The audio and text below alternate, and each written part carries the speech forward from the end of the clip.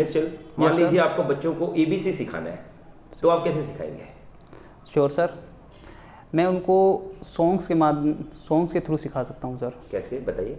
So good morning friends, welcome to PD classes. Today an important session for those who are preparing for interview of KVS PRT, and I hope in today's session we are going to ask lot many new questions, will definitely fruitful to all of you. So Mr. Nishal, welcome. Yes sir, thank you sir. You are from Rewari. Yes sir. And today is the third day at PD classes, so we yes, welcome sir. you. Nishal, I want you should tell me first, like आप KVS के बारे में क्या जानते हैं, हमें अच्छे से बताइए। सर KVS इंडिया की सबसे बड़ी प्रबंध संस्था है। KVS को इस्टेब्लिश 15 दिसंबर 1963 को किया गया था, इसलिए इसका फाउंडेशन डेट 15 दिसंबर है सर। ओके, अब आप मुझे ये बताइए, जैसे आपको एक्सपीरियंस है, कितने सालों का एक्सपीरियंस है? सर 1 ईयर का एक्सपीरियंस है मेरे को। 1 ईयर। तो आपने क्या पढ़ाया वहाँ पर? सर मैंने रीजनिंग और कंप्यूटर पढ़ाया है। और PRT लेवल को आपने पढ़ाया? Yes sir. तो कंप्यूटर में आपने क्या पढ़ाया? कंप्यूटर में सर उनको बेसिक नॉलेज दी है कि कंप्यूटर उनके लिए रियलिटी में है किस चीज़ से वो यूज़ कर सकते हैं, उसका कंप्यूटर के लिए हर चीज़ के लिए हम कैसे भी यूज़ कर सकते हैं किसी भी चीज़ का, लेकिन हम उसको अपने लिए कैसे यूज़ करें, अपने डेवलपमेंट के लिए कैसे यूज़ करें। ये हमारे टाइम में था कि हम इन चीज़ को नॉलेज नहीं थी, लेकिन मैं बच्चों को इस चीज़ के बारे में बताता हूँ और इससे ये करता हूँ कि बच्चे अच्छे से अच्छे अपने आप को डेवलप कर पाएँ। ओके, और जो आप रीजनिंग पढ़ाते हैं इसके अलावा बच्चों को, तो छोटे बच्चों को आप ट्रेन करते हैं कॉम्पिटिटिव एग्जाम्स के लिए, तो उसमें आप किस तरीके से डेवलप करते हैं रीजनिंग में? सर रीजनिंग मेरे लिए फेवरेट सब्जेक्ट है सर, क्योंकि इसके अंदर कोई एक आंसर नहीं होता किसी क्वेश्चन का, तो इससे बच्चे डाइवर्स आंसर कर पाते हैं। बच्चे के थिंकिंग मेथड अलग होते हैं, क्योंकि कई बार कुछ ऐसे आंसर होते हैं जो हम खुद नहीं जानते, या कुछ ऐसे ट्रिक्स होती हैं जो इससे बच्चे अच्छे से कर पाते हैं उसको, और इससे हमें पता चलता है कि बच्चा एक के बजाय काफ़ी तरीके से सोचता है। ठीक है, और बच्चे को जर्नलाइज करना सीख जाता है इससे चीज़ों को ना, क्योंकि इसके अंदर पैटर्न होते हैं, कुछ टेक्निक्स होती हैं जिससे बच्चा जर्नलाइज करना सीखता है। आप रेवाड़ी से बिलोंग करते हैं? Yes sir. रेवाड़ी के बारे में कुछ बताइए। Sure sir, Rewari it is a beautiful city. इसको एस्टेब्लिश 1 नवंबर 1989 को किया गया था। इसको पीतल नगरी भी कहा जाता है, क्योंकि यहाँ पे 500 वर्षों से लगभग पीतल का काम किया जाता है। हाँ, दिल्ली के अंतिम हिंदू सम्राट राजा हेमचंद्र विक्रमादित्य ने सर यहाँ पे पीतल का तोपखाना स्थापित किया था, कि जो उस समय पीतल की तोपों को युद्ध में जीत की गारंटी मानी जाती थी। तब से यहाँ पे इसका कारखाना है और पीतल का काम किया जाता है, और यहाँ पे पीतल के जो बर्तन हैं इतने अच्छी क्वालिटी के होते हैं कि उनको अब्रॉड में भी एक्सपोर्ट किया जाता है सर। मिस्टर निश्चल, आप हमें ये बताइए कि PRT टीचर में क्या क्वालिटीज होनी चाहिए? Sure sir, as a PRT teacher सबसे पहले सर टीचर के अंदर पेशेंस होना सबसे ज़्यादा ज़रूरी है। क्योंकि छोटे बच्चे बहुत छोटे होते हैं और वो हर बात को एक बार में क्लियरली समझ नहीं पाते। इसके लिए उन्हें बार बार समझाना पड़ता है। जहाँ पेरेंट्स भी, अगर कोई बच्चा उनसे 3 या 4 बार कोई बात पूछ लेता है तो इरिटेट हो जाते हैं और उनको धमका देते हैं या मार देते हैं, लेकिन एक टीचर बहुत ही पोलाइटली उनको बार बार ये चीज़ें बताता है। ठीक है, उससे नेक्स्ट है उसके अंदर वो गुड लिसनर होना चाहिए।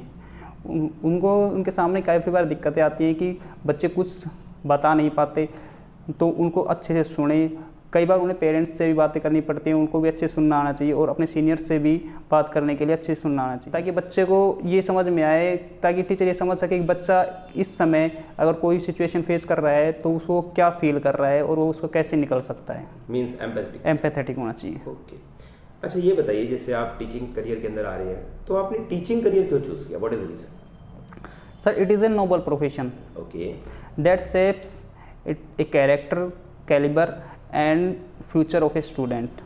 और इस प्रोफेशन की सर मैं अपने दिल से बहुत ज़्यादा रिस्पेक्ट करता हूँ, क्योंकि एक टीचर रहे हैं जिनको मैं अपना आइडियल मानता हूँ, मिस बिना। क्योंकि मेरी लाइफ में भी कुछ ऐसे मोमेंट्स आए थे जहाँ पे मैं बहुत ज़्यादा डिप्रेस हो गया था, तो उन्होंने मुझे बताया था कि मैं दोबारा से नई एनर्जी से अपना काम शुरू करूं और दोबारा से अपने आप को अच्छे से अपने आप को डेवलप करूं, और जो नई अपॉर्चुनिटीज मेरी लाइफ में आएंगी उनको ग्रैब करूं सर। Okay, very good. चलिए, अब आप ये बताइए, जैसे आप छोटे बच्चों को पढ़ाते हैं तो क्या क्या प्रॉब्लम्स फेस करते हैं आप बच्चों में? सर, बच्चे के पहले तो उनको सिटिंग नहीं आती। उनको सबसे पहले बच्चे को बैठाना सबसे ज़्यादा ज़रूरी होता है। बच्चे यहाँ भाग जाते हैं या फिर छेड़छाड़ करने लग जाते हैं सर। सेकंड होता है उनकी रिटेंशन नहीं होती। तो बच्चों को इस टाइप से पढ़ाया जाना चाहिए ताकि बच्चा को इंटरेस्ट जगे और रिटेंशन काफ़ी बढ़ सके उनके वो। और सेकंड होता है कि बच्चे रोते बहुत जाते हैं, तो कुछ एक ऐसा उनके साथ बॉन्ड बनाना चाहिए ताकि बच्चे, अगर कोई प्रॉब्लम उसको है, हो सकता है बच्चे को कोई फिजिकल या मेंटल इश्यूज आ गए हों, तो बच्चा उन चीज़ों को हमें बता पाए। ओके। अच्छा, नई जो पॉलिसीज आई है एजुकेशन की, तो उसका बेनिफिट्स क्या है हमारे एजुकेशन को? ये एक रेवोल्यूशनरी चेंज है सर। इसके अंदर जो छोटे बच्चे होते हैं उनके लिए काफ़ी वो किया गया है। इसने जो हमारे एजुकेशन स्ट्रक्चर हैं उसको 5, 3, 3, 4 के पार्ट में डिवाइड कर दिया है। इसके अंदर सर जो हमारे आंगनवाड़ी डिपार्टमेंट था उसको भी एजुकेशन डिपार्टमेंट के साथ अटैच कर दिया गया है। और उसके साथ ही उनको कुछ ऐसी चीज़ें या ऐसे कोर्स दिए गए हैं जिससे वो अपने आप को डेवलप कर पाएंगे। और जो बच्चे पहले जिनको केवल खेल कूद से ही वो किया जाता था, अब उसके साथ उसको शिक्षा भी दी जाएगी और ये मिड डे मील वगैरह भी दिया जाएगा सर। बिल्कुल। और इसी के साथ सर इन पहले जो हमारे कोर्सेज होते थे वो केवल एक सर्टिफिकेट बेस्ड कोर्स होते थे कि अगर हमने 3 साल का कोर्स है वो बीच में छोड़ दिया तो हम उसको पूरा नहीं कर सकते। लेकिन अब सब्जेक्ट के साथ अगर हम 1 साल का कोर्स भी करते हैं तो हमें उसका सर्टिफिकेट दिया जाएगा और हम बाद में उसको कंटिन्यू कर सकते हैं। इसके अलावा इसके अंदर बच्चे के कॉन्सेप्चुअल नॉलेज के लिए बहुत ज़्यादा वो किया गया है कि बच्चा रोट लर्निंग ना करे, कॉन्सेप्ट को समझे। Enough I think. आपकी स्ट्रेंथ्स बताइए, स्ट्रॉन्ग पॉइंट्स आपके अंदर। My strengths are I am optimistic and discipline person. Okay, तो आप आशावादी हैं? Yes sir. ओके। अच्छा देखिए, टीचर को बहुत से जब आप बच्चों को पढ़ाते हैं तो हो सकता है बच्चे कई बार शैतानी भी करते हैं। Yes sir. तो नोटी बच्चों को आप कैसे हैंडल करेंगे? नोटी बच्चों को सर मैं सबसे पहले तो उनको अपनी क्लास का एक पार्ट मानता हूँ। मैं समझता हूँ कि जो नोटी बच्चे होते हैं उनके अंदर एनर्जी ज़्यादा होती है नॉर्मल बच्चों से, बस उनकी एनर्जी डाइवर्स हो, थोड़ा इधर चली गई है। चैनल उनको सबसे पहले चैनलाइज करने की ज़रूरत है कि वो एनर्जी को सही रूप में लगाएं। नेक्स्ट सर मैं उनके सीटिंग अरेंजमेंट को चेक करता हूँ ताकि बच्चे ग्रुप में ना बैठें और शैतानियाँ ना करें। उसके बाद सर मैं उनके इंटरेस्ट को जानने की कोशिश करता हूँ ताकि मैं जो आगे एक्टिविटीज़ दूँ तो उनके इंटरेस्ट के अंदर, अगर वो उनके इंटरेस्ट के अकॉर्डिंग होगी तो बच्चे उसके अंदर पार्टिसिपेट करेंगे और अपने आप को डेवलप कर पाएंगे। उनको इजी टास्क दूंगा ताकि बच्चा उसको करे और मोटिवेट हो और बच्चों की तरह। ओके। अच्छा ये बताइए, जैसे आप KVS के अंदर एंटर हो रहे हैं। Yes sir. तो KVS में आपको क्या चीज़ अच्छी लगी? आपको क्या लगता है KVS में सर ये पॉइंट्स बहुत अच्छे हैं? KVS sir first of all तो ये मेरे लिए अपॉर्चुनिटी है कि मैं KVS के लिए क्वालिफाई कर पाया हूँ। ओके। सेकंड सर KVS के अंदर कल्चरल डाइवर्सिटी बहुत ज़्यादा है बच्चों के अंदर। यहाँ पे बच्चों के साथ टीचर्स के अंदर भी कल्चरल डाइवर्सिटी है। बिल्कुल।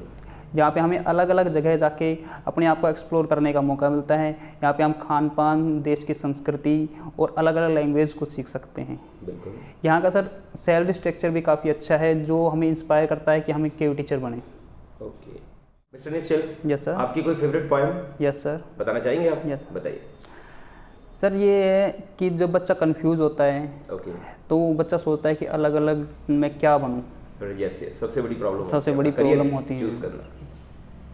तो इसके ऊपर एक पोएम है, क्या बनूं मैं, सोचो सोचो क्या बनूं मैं सोचूं मैं इंजीनियर बन जाऊं, माँ बोले ना ना ना ना, डॉक्टर बने मेरा बेटा, क्या बनूं मैं, सोचो सोचो क्या बनूं मैं, दादी से पूछा बोली बेटा तू तो रेल में लग जा, क्या बनूं मैं, बोलो क्या बनूं मैं। वेरी गुड, बहुत बढ़िया। निश्चल, मान लीजिए आपको बच्चों को ABC सिखाना है तो आप कैसे सिखाएंगे? श्योर सर, मैं उनको सॉन्ग्स के थ्रू सिखा सकता हूँ सर। कैसे, बताइए। A for apple, A for ant, a, B for bat, B for bow, ba, C for cat, C for camel, ka, D for dog, D for dad, da. ऐसे sir मैं उनको सिखाऊंगा। Very good, बहुत बढ़िया। अच्छा चलिए, आपकी कोई कमजोरी है, कोई वीकनेस आपके अंदर? Yes sir. बताइए। सर मैं अपने काम को लेकर बहुत ज़्यादा परफेक्शन में ज़्यादा बिलीव करता हूँ। ओके। तो इसकी वजह से कई बार मेरा जो पर्सनल वर्क है वो हैम्पर हो जाते हैं सर। ओके। इसके लिए sir during my exams I got scolding from my parents because I many times I skip my meals right, so they are scolding me. तो आप उसे कवर अप कर रहे हैं अब। Yes sir. आपके अचीवमेंट्स बताइए कुछ लाइफ के। Sir my achievements during my internship I got A+ grade in teaching. Very good. And second is I came second in art and craft okay during my D.Ed. Okay I played a role of Vibhishan okay, in Ramayana good. of my city. So you are very creative. Yes, sir. I am an active participant of cultural and dancing activities also, sir. Almost you have given good intro. Now it's time to give some tips to our students, Okay, those sir. who are at, watching us. दोस्तों last में एक important tip सुन लीजिए जो आपके बहुत काम आ सकता है, that is regarding KVS। First put a better impression in the eyes of interviewers that you know English, Hindi and other local languages. आप ये बात इंटरव्यूअर को एक बार ये बात उनके मन में ले आओ। अगर आप शुरू में उनके मन में लेकर आएंगे कि आपको इंग्लिश नहीं आती है, आप सिर्फ लोकल लैंग्वेज में बात कर सकते हैं या हिंदी में कर सकते हैं और इंग्लिश से आप डरते हैं, तो वो सारे इंटरव्यू में यही कोशिश करेंगे कि आप कुछ ना कुछ इंग्लिश के लिए आपको टच करते रहेंगे, पॉइंट आउट करते रहेंगे कि यार आप इस बात को इंग्लिश में बताइए, आप डेमो इंग्लिश में दीजिए। अगर आपने शुरू में कुछ पॉइंट्स इंग्लिश में अच्छे दे दिए तो ये इंप्रेशन आपको लास्ट तक बेनिफिट देगा। बस एक छोटा सा टिप आप ले लीजिए, आपको बेनिफिट मिलेगा। और निश्चल आपने बहुत अच्छा इंटरव्यू दिया, keep it up. Thank you, sir.